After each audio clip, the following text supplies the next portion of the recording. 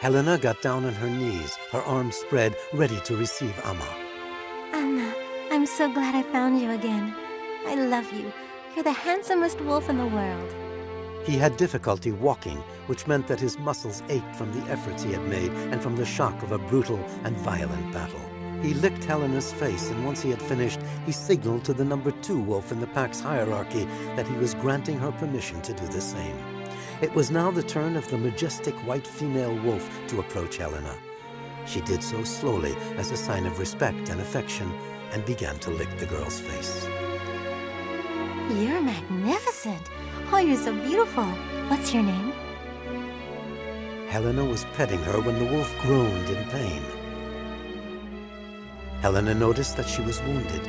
She was cut from her ear all along her left side down to her hip. There was a continuous line of red blood that stained the immaculate beauty of her white fur. You're hurt. Let me have a look. The wolf backed off a bit, looking at Amma, who didn't move. I know you're afraid, but you can trust me. Let me help you. Helena's voice was gentle as she looked down to the ground, her hand under the wolf's nose. Slowly, Helena began petting the animal's head, and even more slowly, inch by inch, she gained the wolf's confidence. Yes, you're beautiful. You're the most beautiful of all. Everything's gonna be fine. There. Good. That's good. Helena closed her eyes and concentrated as hard as she could, with one hand on the wolf's head and the other petting her on her body with short, gentle strokes, moving towards the wound.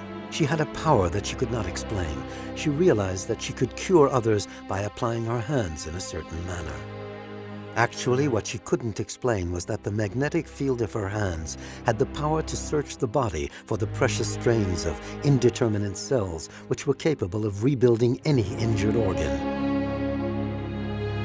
Her left hand on the head was asking the brain to transmit the order, and the right hand, by sweeping across the body, was stimulating movement of the cells by guiding them to the areas where they were most needed. The wolf was already growing calm.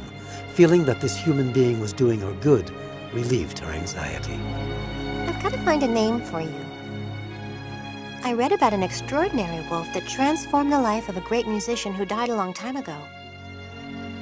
Her name was Alawa. Would you like to be called Alawa?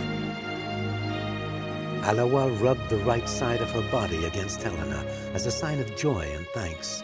She thus impregnated the girl with her smell, as if to baptize her as an honorary member of the pack.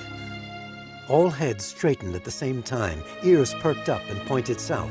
Then Amma gave the signal for immediate departure, and the pack disappeared into the forest.